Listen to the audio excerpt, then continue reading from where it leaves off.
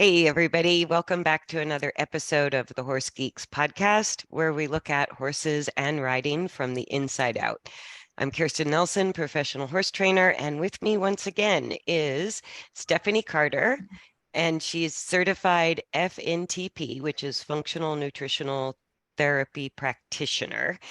And I actually posted with the last podcast when I was sharing it, I go, it's so important that people know that your profession is a nutritionist. Because so often we're trying to get nutritional advice at these sort of free feed store seminars, and it's really just a sales rep. And maybe Right. maybe a well-educated sales rep, but they're basically there to rep their feed. And what Correct. you're doing is completely independent, Mhm. and you're actually looking at the horse and structuring the feed program that is unique. Right. And before I get too carried away, today's topic was nutrition for metabolic horses. Yes. And with that, I would love for you to say what you said Sure. earlier. Sure. So I guess I'll give a little background for those who didn't get to read, or I'm sorry, listen to the original podcast that I did on equine nutrition basics. But I'm Stephanie Carter. I have worked as a functional nutritionist for about 4 or 5 years now, and I specialize in equine and companion animal nutrition. I'm also the case manager and the functional nutritionist on staff at True North Equine Vet in Marshall, Virginia.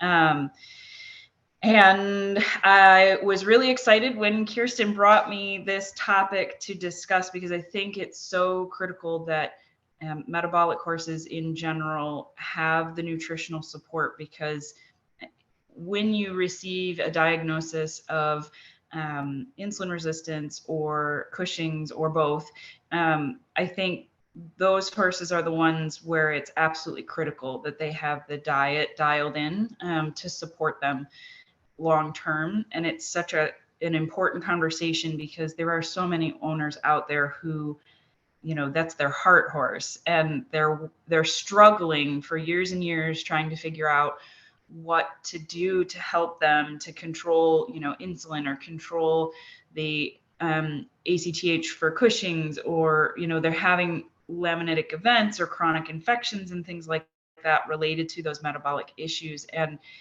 for me, it's most important to be able to get the information out there, because if I can mitigate any of that, heartache of watching your horse have an issue, or potentially facing a situation where you lose your horse to a laminitic event, if I can mitigate that with the information I can help folks with, that's the best thing I can do.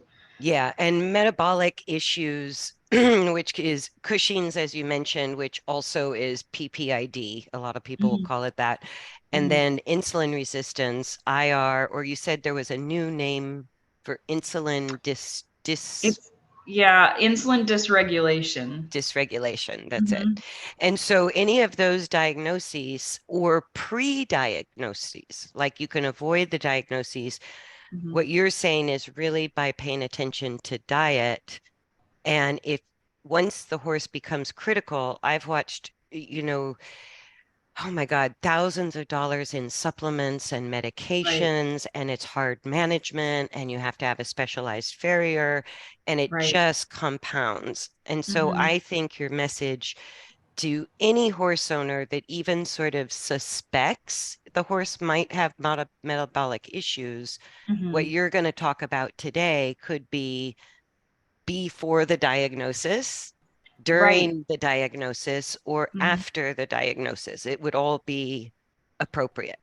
Right. And I am big on prevention, and the diet plan that we kind of talk about, that we'll talk about in this episode, but also the diet we talked about in the previous episode, would be appropriate to prevent metabolic issues from ever happening to begin with. So prevention is obviously the key, but if you're coming into this with a horse who has a diagnosis or has had a laminitic event, all of the information that we'll go over will help you in recovery and management of the either laminitis or, insulin resistance, Cushings, all of those.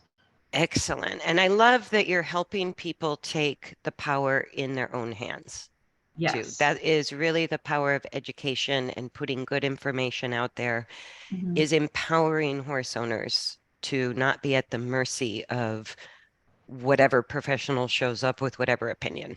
It's like, Right. yeah, just having more understanding goes a long way. So with that said, why don't you kind of take it away and Okay. and just I'll I'll interject if I have questions, but I'm Great. super interested to just sort of hear how you present this information. Sure. So we just talked about insulin resistance was insulin resistance, and now it's being called insulin dysregulation. And then what is now PPID used to be Cushing's. And I think it's important to pay attention to the fact that the names do keep changing. And that's because as much as we've invested in studying metabolic issues in horses, to this day we still don't fully understand the mechanisms that cause these issues for the horses, or the breakdown in the biochemical reactions within the body that cause these issues in horses. Whereas in people, we understand diabetes very well, we understand thyroid issues very well. So the way that I look at a lot of these metabolic issues in the horses is more understanding how the body is meant to function, like on a biologic level, and sort of putting the dots together. And when I do that, I find that supporting the right parts of the horse so that they can function well helps to even reverse diagnosis of either insulin resistance or sometimes Cushing's as well. Excellent. I take a very functional medicine approach to how I look at metabolic issues. So that means I'm seeking out the root cause rather than just trying to put a Band-Aid over the top of the issue. Um, so I think probably the best way to present it is to focus on one condition at a time. I think insulin resistance is far more critical than PPID as far as the urgency of management. So I think starting there might be a good idea.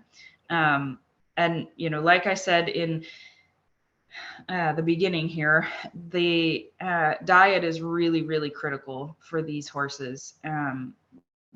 You won't manage them well, and they won't thrive after this either diagnosis if we don't dial the diet in. And I think that especially for metabolic horses, a forage based approach is the only way to do that. So if you have a horse who's been diagnosed with insulin resistance or Cushing's or both, the first call you should make after your vet is to call a nutritionist, and ideally one that is literate in forage-based diet. So whether that's me, I work on horses all over North America, or anyone else in the country that's doing forage-based diets, that should really be the priority in managing these horses. So insulin resistance is the name that everybody associates with what's now insulin dysregulation. And the symptoms of that typically manifest as, horses who look bloated or start to have fat pads, crusty necks. They tend to be our easy keepers, or the ones that we think we don't need to feed much to. And we'll kind of talk about how that's Yeah. a backwards way to think in a few minutes here. But the testing that's usually done to diagnose that is insulin and glucose. And so I think when we start talking about metabolic issues, particularly insulin resistance, the part of the conversation that frequently gets missed is that the liver is about the most underrated organ in the equation. So especially with insulin dysregulation, when I see horses who have a lot of fat pads or have an elevated insulin, the first thing I think about is the fact that the body probably has a lot of systemic inflammation, but that the liver is also probably fairly burdened. Another thing to take into consideration that we do at True North here in Virginia, because it's such a problem, is anytime we have a horse that comes back with an elevated insulin, we also follow up to test for the tick-borne diseases. So Lyme, Ehrlichia, and anaplasmosis. And a lot of times we'll have horses that will test positive for a tick-borne disease. And once we treat for the tick-borne disease, the insulin is no longer an issue. Oh, So, interesting. So sometimes what can look like insulin resistance can be the result of various types of the tick diseases or underlying inflammatory disease or issue. So that's obviously kind of a, here on the East Coast, we're always worried about tick diseases, particularly Pennsylvania, Virginia, Maryland, those areas. So if you have an elevated insulin, we always recommend testing for the tick diseases as well, just to rule it out as a factor. But if you don't have, a tick disease, or you treat and you still have a slightly elevated or very elevated insulin, usually to me that makes me start to think about the liver. And we all, I think, universally understand that the liver acts as a filter for pretty much everything that's coming in and out of the body. And when it's filtering, if it encounters something that it recognizes as a toxin, or it doesn't know what to do with, and it can't easily eliminate it. So if, the rest of the detox pathways aren't functioning well or aren't fully open, the liver will actually start to store all of those toxins within the tissues of itself. And when it kind of reaches maximum storage capacity within the tissues of the liver, it will signal the body to pack on excess adipose tissue, which are the fat pads that we see. Yeah. So yeah. And most people have heard that fat pads are like little chemical factories. And that's why, because the body has used that fat to try to store all those toxins to protect the rest of the body from what it can't eliminate and also can't use. So anytime I see a horse with a crusty neck or fat pads, I immediately think, okay, we have liver burden, and so liver needs support, regardless of whether the insulin is elevated or not. But interesting. So you can have a horse that has normal glucose and all of that in the testing. But if you look at a body condition scoring chart and your horse is kind of up there, and you're finding these fat pads, which would be around the tail head, kind of the saddlebags on top of the rib cage, or the cresty neck, like those are the three main ones, then that you're saying that could actually be like the fat tissues holding the toxicity that can't be either flushed out through the liver or stored in the liver. Correct. Okay. Yeah. That the liver has reached that kind of maximum storage capacity. So a conversation that almost no one else is having is the fact that a lot of our horses have heavy metal burden. And heavy metals can come from all kinds of places: water, vaccines, supplement contamination, feed contamination, where we store our food, all kinds of things. But those heavy metals will contribute to that liver sort of stagnation, and then the formation of those fat pads. Because a lot of times, even if we have a horse whose detox pathways are working well, they still struggle to get rid of those metals. So a lot of times we need a little intervention as far as detox for the heavy metals. And the diagnosis that Dr. Hancock and I use, or the tool anyway that we use to sort of determine whether the horse has heavy metal burden, is the hair tissue mineral analysis. And we kind of went into detail on that in the last episode. So I won't go too much into that, because I don't think that's the most important part of this conversation today. But so I have a question. If you have a horse, let's say my horse is diagnosed with IR and I've changed the diet and it's very persistent, I'm not getting changes. So what you're saying is it would also be important to look for tick-borne diseases and possibly metal, like heavy metals, through a hair sample, and that those could actually be the underlying reasons that you have this persistent insulin resistance. Absolutely. Yep. And I And, think and tick-borne diseases, people still think of it as an East Coast problem, but it's in every state of it America. is. And It's everywhere. it's spreading quite rapidly and getting, more prevalent in most areas. Um, so it's definitely something to take into consideration, especially if you have a persistent, insulin issue. And I think part of the conversation that we should have is that insulin resistance or insulin dysregulation is actually very similar to a natural process that happens within horses in the wild. So in the late fall, early winter, when there's not a whole lot to eat, and they're on their own, they're foraging. If it's Wild a cool horses. climate, there's tree bark, not Yeah. much that has nutrient density, right? So the body, in order to protect itself, actually goes into what is very similar to insulin resistance, where it signals the body, the signaling hormones from the brain tell the body, okay, if you don't hang on to everything that you are consuming, regardless of whether that's good or bad, you are going to lose weight, you're going to starve to death, and then you'll die, right? So it's a protection mechanism or a survival mechanism of the body to do this sort of insulin resistant activity.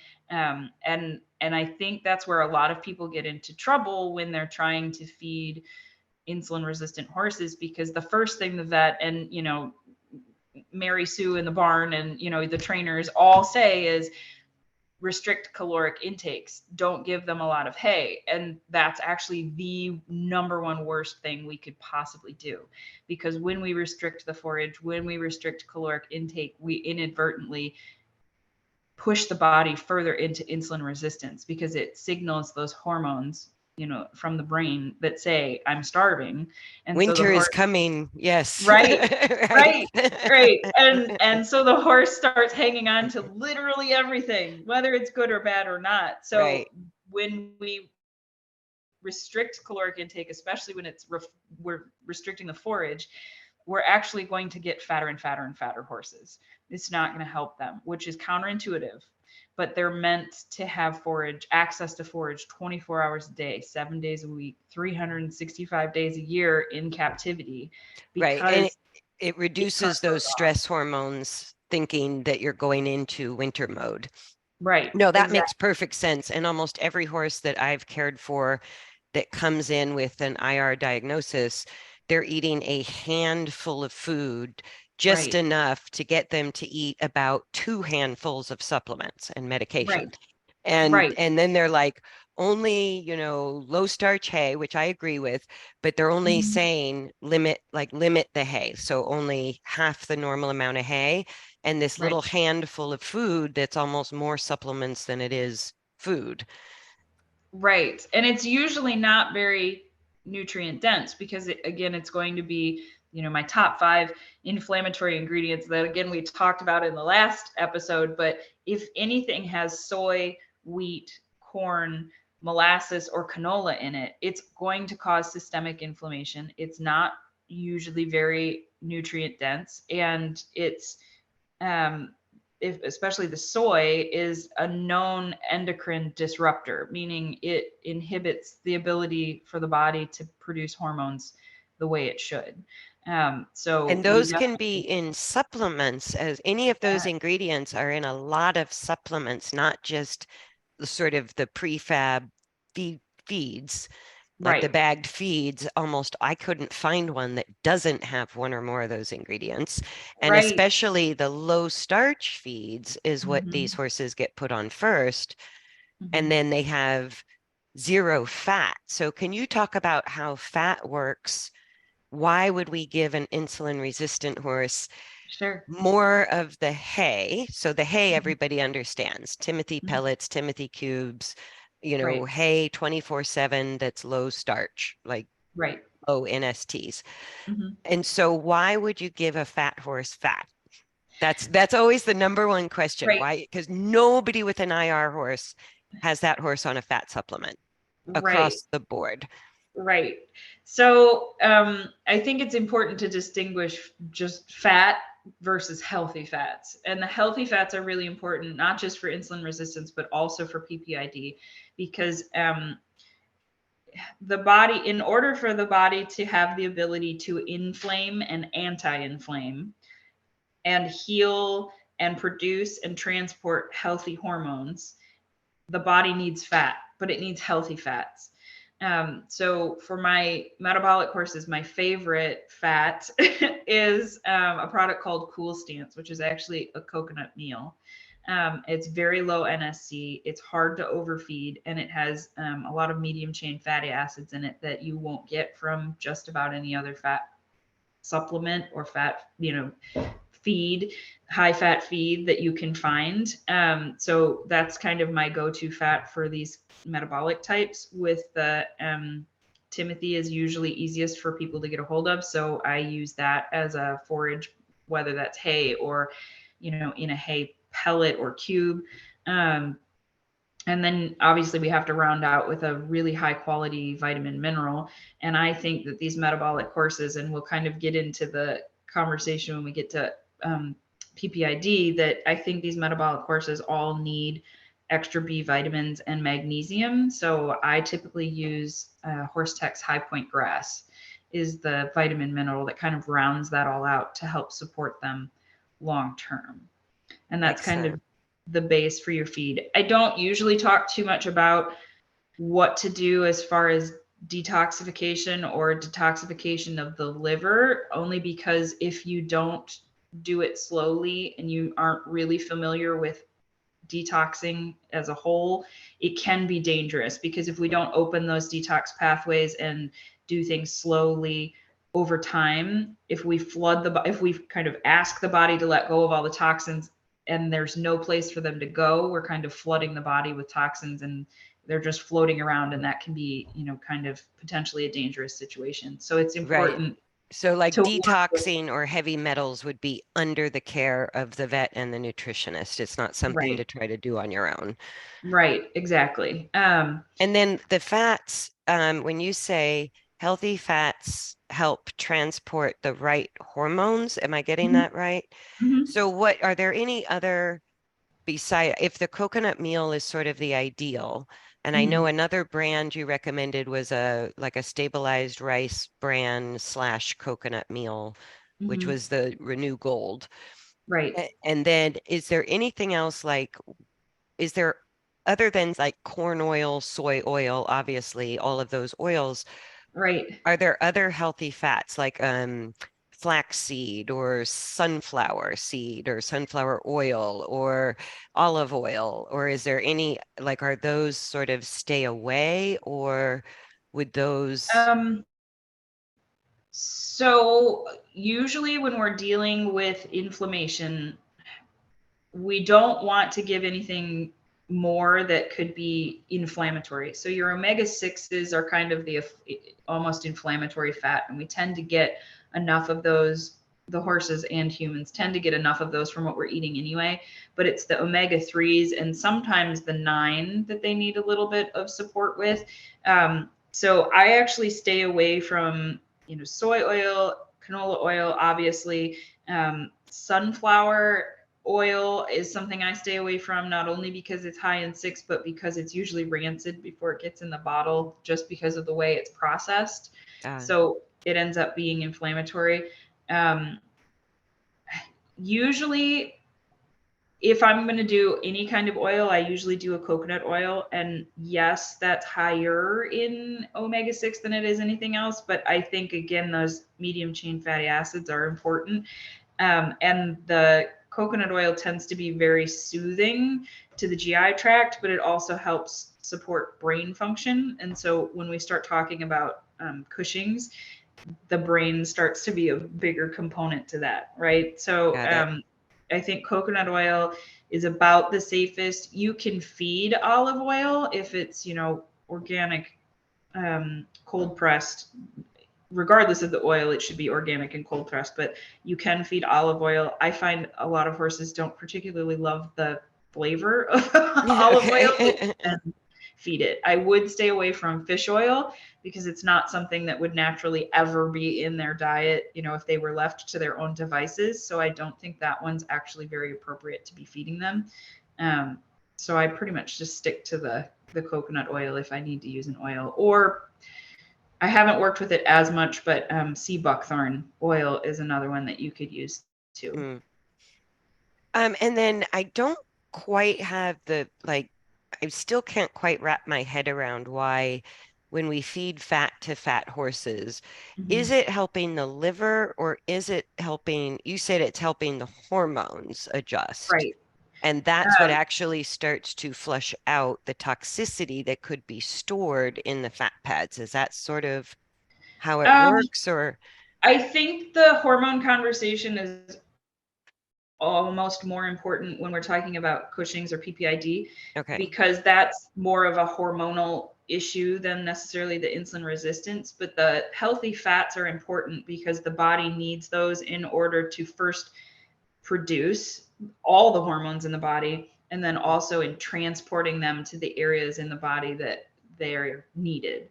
And we can kind of segue into Cushing's now if you want, and that might make a little more sense.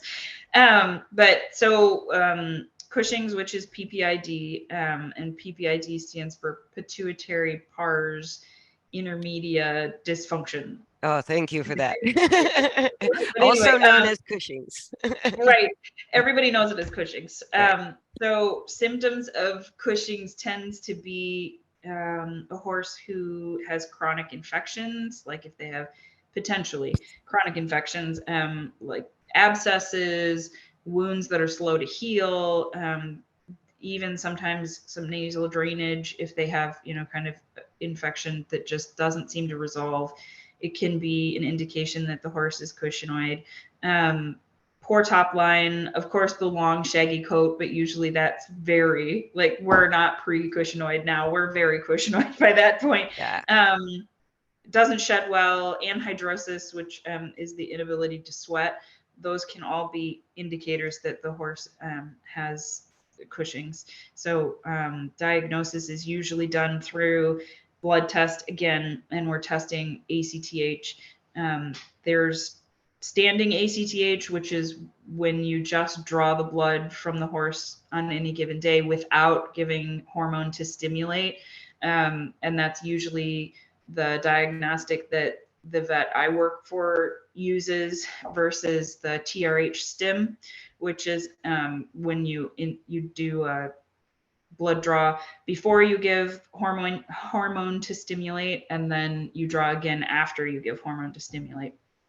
So that So would those, sort of show how the processing is going when you right, stimulate with the hormones. right. So anytime we have a horse who comes to us with an elevated ACTH, or anytime Dr. Hancock diagnoses one with what would technically be Cushing's, we start to think about the horse and how its environment and its owner and its lifestyle and its diet are all impacting the function of the body, and particularly what's called the HPA axis, which is the hypothalamus, pituitary, and adrenals. And the importance of that system, that access, is understanding that they're in constant conversation with each other. So hypothalamus makes the hormones that control body temperature, heart rate, and hunger. Pituitary makes the hormones that regulate metabolism, growth, and reproduction. And then the adrenals are kind of like the spark plugs for life. They make more of our steroid type hormones. And then as a secondary kind of offshoot to the HPA axis, we have the thyroid, which is also plays a vital role in the hormones that control metabolism. So when we have an elevated ACTH, usually the conventional way of thinking about that is that the pituitary isn't functioning like it should, or there's potentially a tumor on the pituitary. But the way we look at it is, if the pituitary is putting out too much ACTH, that doesn't necessarily mean that the pituitary itself isn't functioning the way it should. Because the hypothalamus, pituitary, and adrenals are in constant conversation with each other, meaning they have this constant feedback loop of hormones that tell the next part of that access to function or to produce their hormones. So, like pituitary talks to adrenals and tells adrenals to make its hormones. If the pituitary is putting out too much ACTH or there's an elevated ACTH, a lot of times that can indicate that the adrenals aren't working as well as they should be.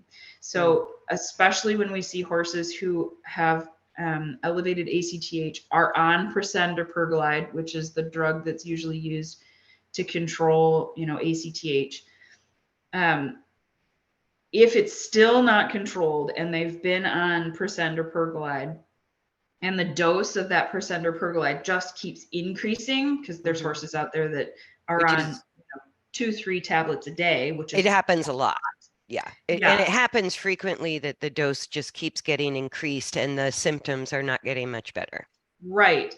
So especially when we have a horse that isn't controlled by Presend, we really start to look at the adrenals and think, okay, well, the pituitary is trying to make up for the fact that the adrenals aren't functioning as well as they should be, because the pituitary, by putting out excess ACTH, is trying to stimulate the adrenals to put out their steroid hormones to sort of pick up the slack for the rest of the access, because they all have their role to play in that conversation. And it's like the pituitary is the captain of a ship. And the pituitary, by putting out excess ACTH, is like yelling at the adrenals, hey, we need more power, but they can't get it, right? Because the adrenals don't have enough support. So that's where those... I have a quick question, because there is such a thing as adrenal-based Cushings rather than pituitary-based Cushings, but it doesn't often happen in horses. It's more people, dogs. But what you're saying is it's not, just to be clear, because if somebody talks to their vet might go, that doesn't happen in horses. You're not saying it's adrenal-based Cushings. You're saying there's a relationship between the adrenal function and the ACTH levels that they're measuring in the pituitary. And so you're just trying to bring in the adrenals and the hypothalamus as part of that picture of why the ACTH numbers are going up and up and up and up. Correct. Okay. And I also think that while right now it's not commonly accepted that horses may have more adrenal related Cushings, I think because we don't fully understand the process of Cushings in the horses, I am starting to believe that maybe there is more of that involved than we originally thought, because I see it almost every day. Dr. Hancock and I have been quite successful in using diet and body work in several horses to bring metabolic issues, especially insulin resistance, and a lot of times Cushing's too. We can bring things back within range, and we've been able, or she's been able, to decrease the dose of Presend as a result. So, and that's by doing the diet and supporting the adrenals in the process. So I think... Interesting. And so even if it's not maybe a known diagnosis at this point, you're seeing that adrenal support is definitely changing the ACTH numbers and getting that amount of medication reduced. So if there was, because I see this all the time, that the ACTH levels go down with the first prescription of Presend, but then over time they're increasing from a half tab to 1 tab to a tab and a half to 2 tabs. And if that's the scenario for somebody's horse, then that's where you're saying, hey, you might want to like pay attention to the adrenal support and the hypothalamus, which you can do nutritionally, body work wise. And is there medication or for the adrenal support? Not really for the horses, although there has been a study or two done using trilostane, which is a canine Cushing's medication, and that would be addressing the adrenals. And in some horses, I know Dr. Hancock has had success with controlling ACTH by using the trilostane for a cushingoid horse. But again, I Interesting. think the most important thing is to understand is that every horse is not the same, Right. and diet cannot be the same. Veterinary care plan cannot be the same for Right. every single horse. It's going to Right. be a bio individual approach, and I think it's important, especially when you have metabolic horses, that you work with a nutritionist and a vet who get along and can collaborate on the case, because in a lot of these situations medical management is necessary, and especially depending on the degree of Cushing's or the degree of insulin resistance. There are situations where you have to do something medical management wise first, while the diet has a chance to do its job, because Over diet time. doesn't Yeah. change things overnight. Yeah. So And then I had another question. This is a little mhm, bit from left field, but if yeah, we're talking about the adrenal involvement in uh-huh, especially PPID, mhm, as a trainer, I'm leaving a lot of the other stuff to the nutritionist, the vet, but right, as a trainer, one of the things that was just obviously important in rehab mhm, work was mhm, to get the horse to shift completely out of the fight flight sympathetic nervous system, because absolutely, I mean that's a total hormone factory, and you're yeah, releasing adrenaline and mhm, cortisol and norepinephrine and like all of these that are not going to help right. the regulation of hormones. And so would you consider that if your horse is, especially if your horse is already diagnosed with Cushing's, Mhm. would, and I'm not looking for support, I'm genuinely curious, Sure. would taking the time in training to keep that horse out of fight and flight Mhm. support the process of healing, or Oh along yeah, with the diet? absolutely. So, in the practice that I work for, Dr. Hancock actually will frequently implement, it's called the Safe and Sound Protocol. And she's kind of experimenting with this protocol that is for the release of trauma, or the resolve of trauma within humans. And it's listening to various different sounds with, some drawing kind of meditative exercises, but she's having owners do that with their horses to help both horse and human release some of that trauma. She's also known for doing osteopathy, and she can actually do a vagal nerve reset, which sort of switches them from being in that sympathetic to parasympathetic. It is absolutely critical that stress be reduced, because stress No, causes and inflammation.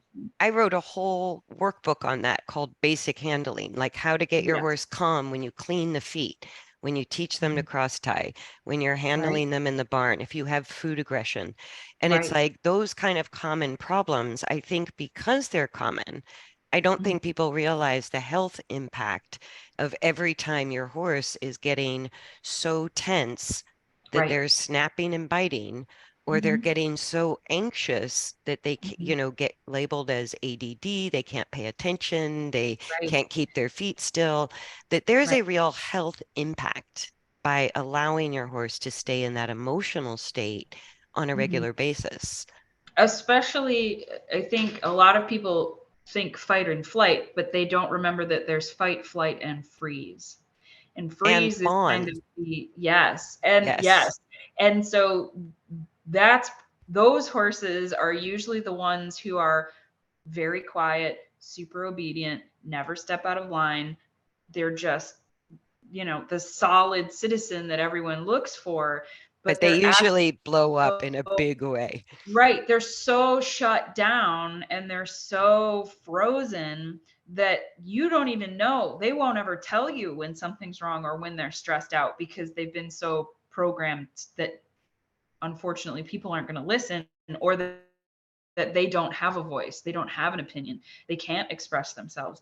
So I think we see a lot of those horses end up being the types that have insulin resistance and Cushing's, because a lot of times they're like the quarter horses, for example, or the appendix types, or those steady eddy, anybody can ride them types. No, and I've worked on this a long time, like the quick answer to sort of teach people if your horse is in this sort of, because it can be tricky to recognize freezing or fawning. And Mhm. so, and the horse doesn't have to be overly aggressive to be in fight. So I Right. go, flight means the feet are moving away from you. Mhm. Fight means the feet are moving towards you, Mhm. right? Mhm. Freezing means the feet won't move. Right. And then fawning is moving the feet in order to please. Right. And so I go, if you just pay attention to the directions and the motion, Mhm. that's how you can recognize the subtle, the like mild to medium expressions of Mhm. dominance in the fight flight nervous system. But it's Mhm. just as important. You're still, Right. you have the hormone thing going on. You've got the shutting down of the immune system, the shutting down of the digestive Mhm. tract. As soon as that fight flight nervous system is dominant by a Mhm. little or a lot, Mhm. I look at it as a health issue. And by the way, it's a great way to retrain your horse to be safe to Right. ride. Yes. I go, it's Absolutely. the same thing. Yes. So that is, very important in the whole process of even controlling metabolic issues. It all fits together. I mean, Mhm. there's everybody thinks that there's one singular thing or one piece of the puzzle that is the key to health, but there's not. It's just like people. Horses have emotions. They're sentient beings. They experience trauma probably in a bigger, more significant, and less in less time than we do, because they don't understand the language we're speaking. They don't know that when they get on the trailer and they move to a new barn that they didn't do something wrong. All they know is they lost their friends. Yeah. So it's emotional, it's the diet, it's the training, it's the owners paying attention, like all of Yeah. those things, the medicine, all of it has to fit together. And when it doesn't, when we only put our blinders on and focus on one thing, we're missing a lot of the picture. Yeah. And there's a big difference between training a horse to be obedient and Mm-hmm. actually helping your horse learn to be calm and feel safe. I go, those And are, connect. Yeah. and connect Mm-hmm. with you. Those are very different objectives of training. Mm-hmm. And obedience, like you said, that horse can be in freeze mode or fawn mode, Right. not really feeling safe enough to express the fact Mm-hmm. that they're completely stressed out. And that, Right.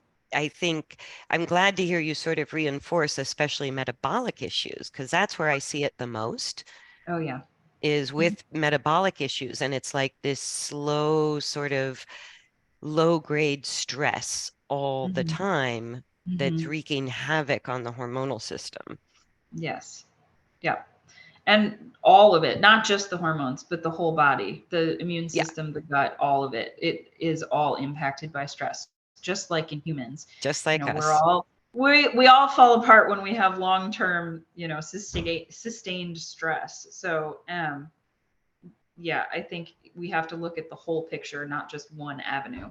But Yeah, and I the didn't mean to sidetrack you too far. no, We can pull back to the Cushings again if you have more you want to add. But basically, again, you're always saying whether it's IR, Cushings, or even if your horse, like I find a lot of times that these horses that are chronically labeled with behavioral problems, crazy, lazy, Mhm. whatever, Right. that it is what you're talking about with chronic inflammation, that the Mhm. diet will very rapidly start to show a difference in behavior. Absolutely. The two biggest underlying causes of disease, and disease is, really, if you break it down, it's dis-ease, Yeah. right? So chronic inflammation and micronutrient deficiency are the two biggest contributors to disease, or setting the stage for disease to happen. So the longer your horse has chronic inflammation, is in fight or flight, freeze spawn, Right. or the longer they go without the appropriate nutrients that they need to thrive, the more they're going to become deficient, the more they're going to get inflamed, the further down the road to disease they're going to get. And the disease isn't actually the issue. We have to remember that disease is not the actual issue. The disease is the symptom Right. of all the underlying things that have happened to lead up to that. So I think that's Excuse where, me. regardless of what's wrong with your horse, or what ailment they may have, whether it's a metabolic condition, whether it's ulcers, whether it's a horse who's stressful or always stiff, things like that, really we need to be looking at the diet as a way to reduce systemic inflammation and balance systemic pH, and then also reestablish the micronutrient balance within the body, because if they're deficient, they don't have enough of the things they need for their body to function properly. So if we miss those components, they're going to get sick at some point, or something's going to go wrong at some point. So I think diet's important for all horses, but especially for these metabolic types. Yeah. And so just a really quick recap Yeah. is basically, if I'm a horse owner and I Mhm. already have the diagnosis of insulin resistance, IR, Mhm. or Cushing's, Mhm. PPID, the first thing you would recommend, even before they get in contact with you or talk to their vet, you can instantly take them off of those 5 inflammatory ingredients without Right. ever disrupting without ever having a hiccup. So you can reduce all feed and supplements that include corn, soy, wheat, molasses, and canola oil. And that will immediately sort of stop that bus. Yes. Okay. Yes.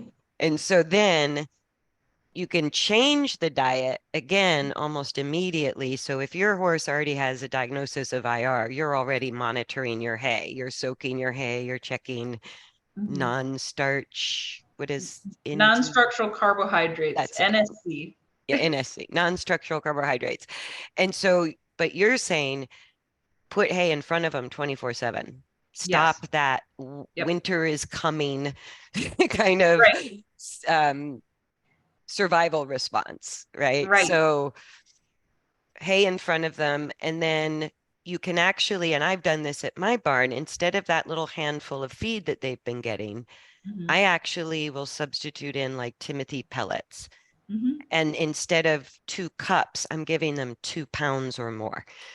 And so Right. it's I like think I it can, depends on the horse, but it depends yes. on the horse, but you can increase that fiber intake and food intake and Mhm. add a fat supplement, which they have never been on. Right.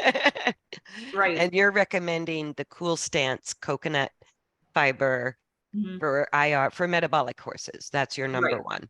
And then Mhm. what was your vitamin mineral supplement that you really liked for metabolic horses? It's called Horse High Point Grass.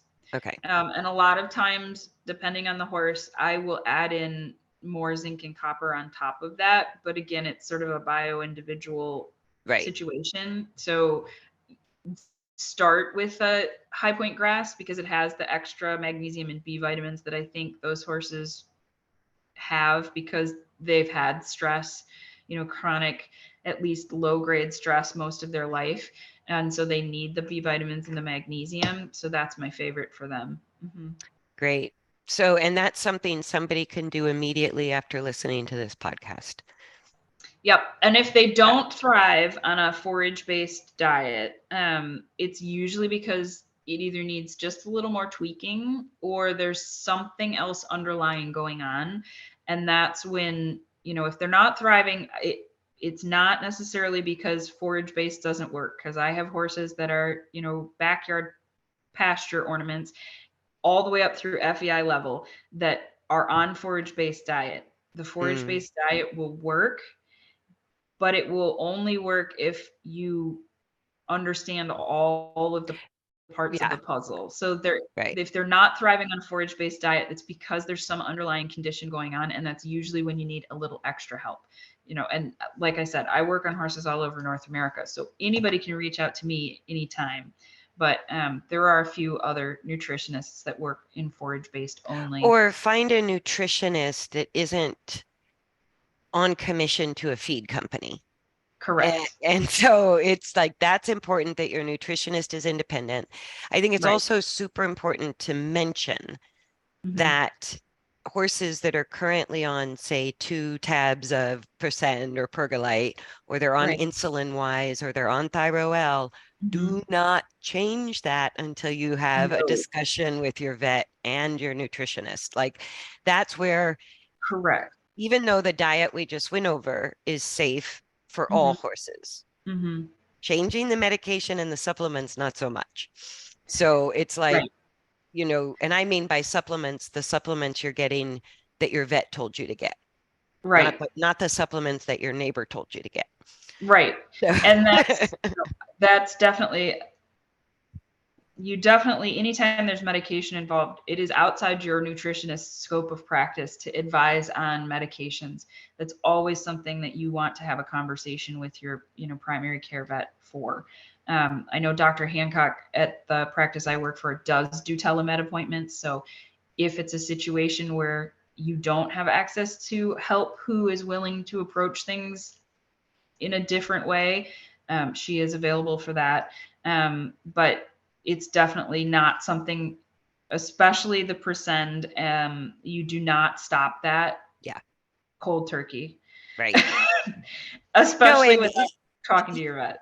and even like most of the metabolic horses that come through will be on thyroL or Mhm. metformin or insulin wise, or Mhm. they'll be on the big beefsteak of um, probiotics, Right. some mega expensive probiotic and like full Mhm. bucket. And so it's like those are the supplements that I consider recommended by the vet, and they're Right. more in the category of medicine that Medication. they are like Cosequin or something. I go, okay, that's a joint Right. supplement, right? Right. That you could do away with.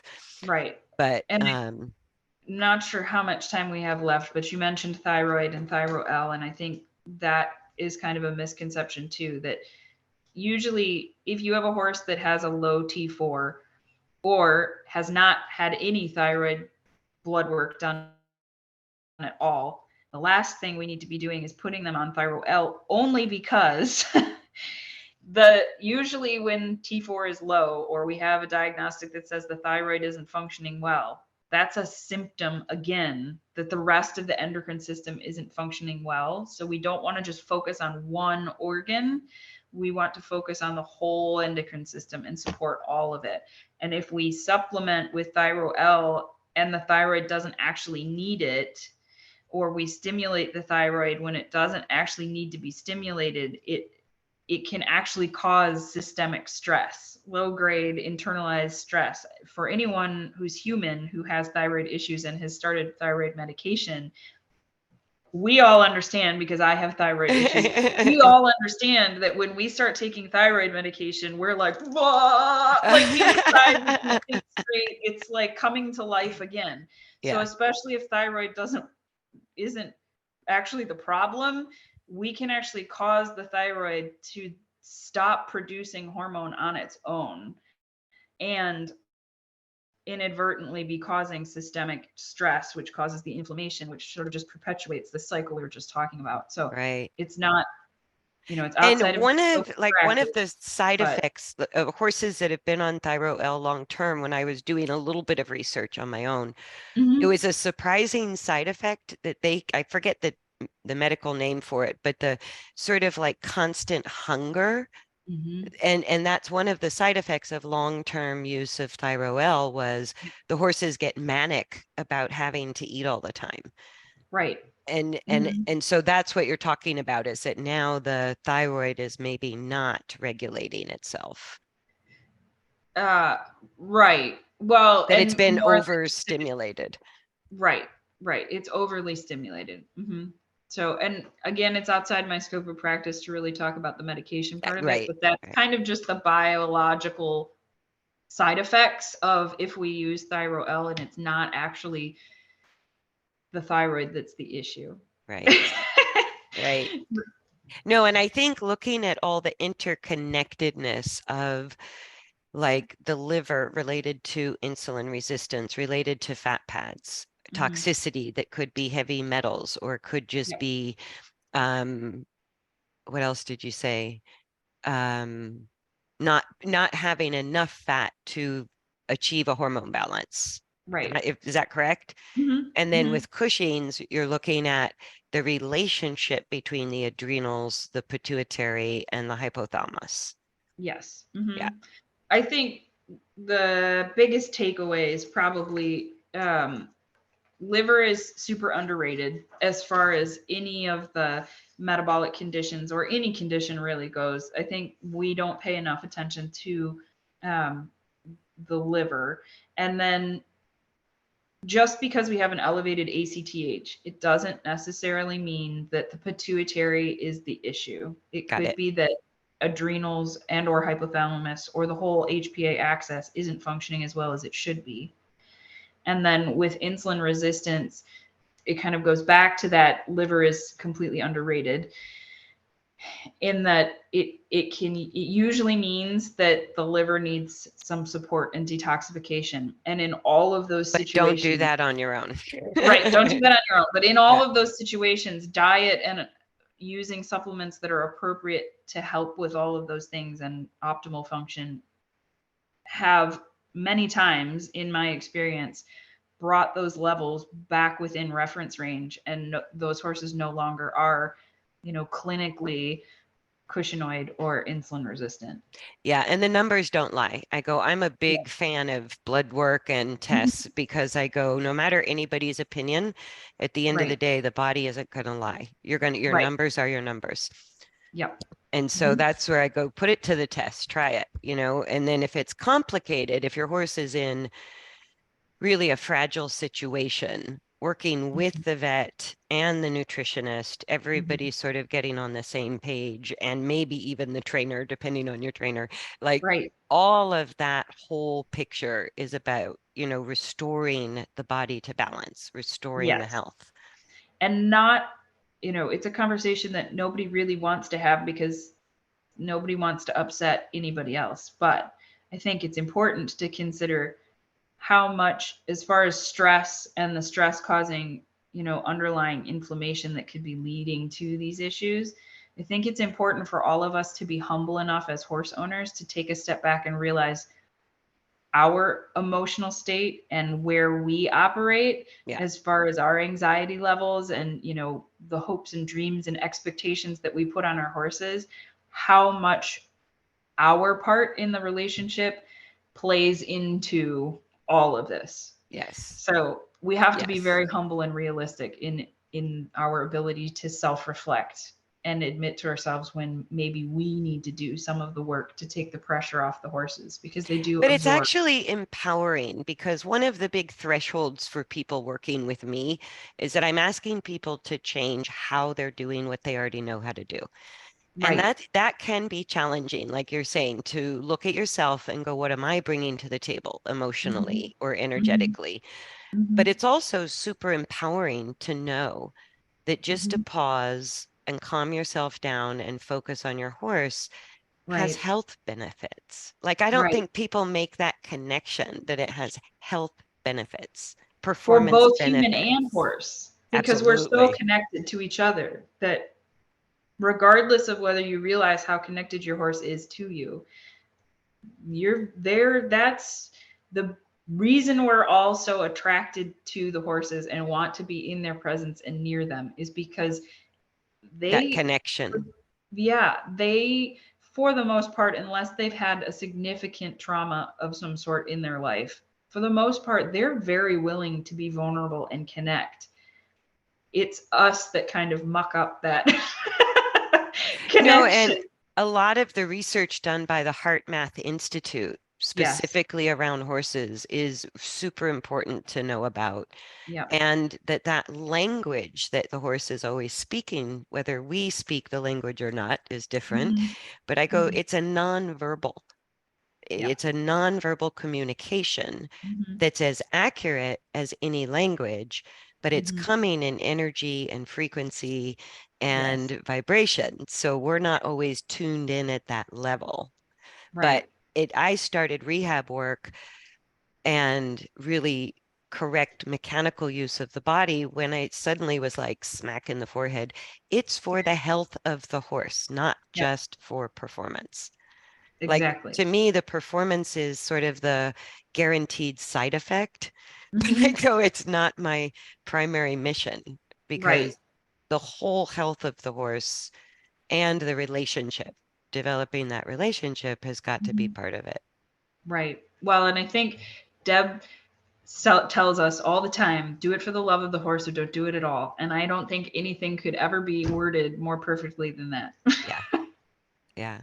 No, and speaking of sort of being humble, even as a professional in the business, my Hmm. farrier who specializes in founder and laminitic episodes, Hmm. he's the first one to say, I can support this, but I can't change the metabolic issue. He Right. goes, you and your vet have got to get on top of this metabolic issue. I Hmm. can't fix that with good shoeing. And Right. it's like he's really quick to say that.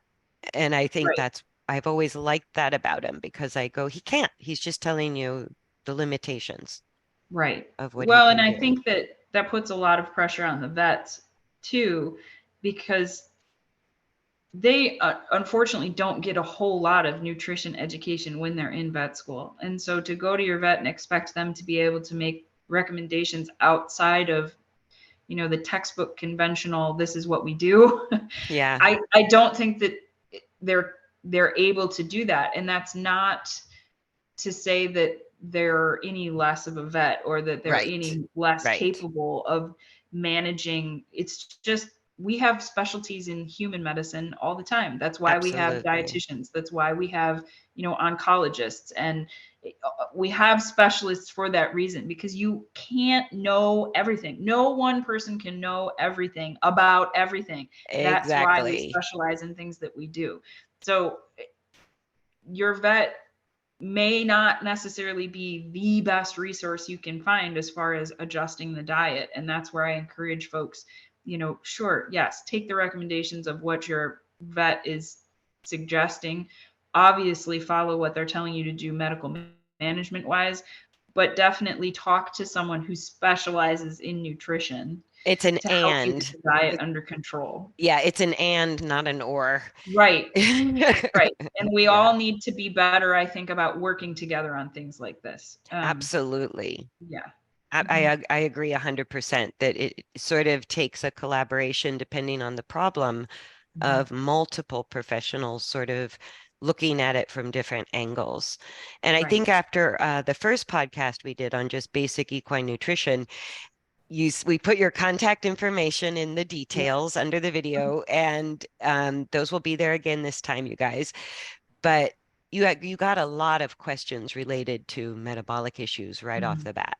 Yeah. And And I and think that's that where I part, think the nutrition is key to healing. yes. It's the way, it's the Mhm. most important part of getting those metabolic issues turned around.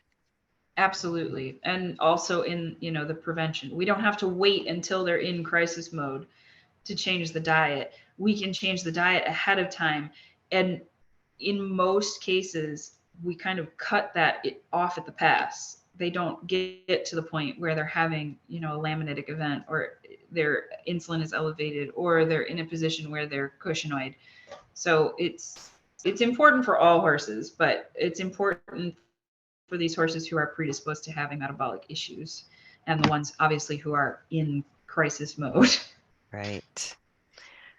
You want to wrap it up there? Anything you Yes, want to I think add? that's probably good. We've probably blown enough minds I today. know, right? There's a long conversation, but I think critically important, you guys, for it can just be the most frustrating road when your horse is diagnosed with IR and Cushing's, and you're doing the medication, you're doing the supplements, and you're not getting improvements because it is a complicated issue, like you It said. is. Hmm. And the terminology changing means we don't really fully grasp it yet, too. Right, Yeah. right. Yeah. So thanks again for joining us, you guys, on this Horse Geeks podcast. And I look forward to having you back, Stephanie, because we're going to talk about GI and ulcers Yes, and other things like that. So I look forward to doing that podcast too. yes. I look forward to it as well. All right. Thanks, everybody, for joining us. And we'll see you on the next episode.